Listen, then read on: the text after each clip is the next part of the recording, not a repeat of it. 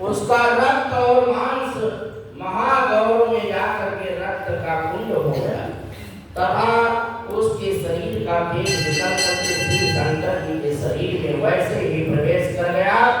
जैसे कि वृंदा का तेज गौरी जी के शरीर में प्रवेश हो गया।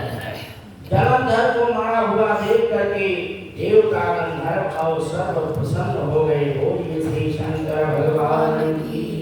श्री लक्ष्मी नारायण भगवान की, श्रीमन्नारायण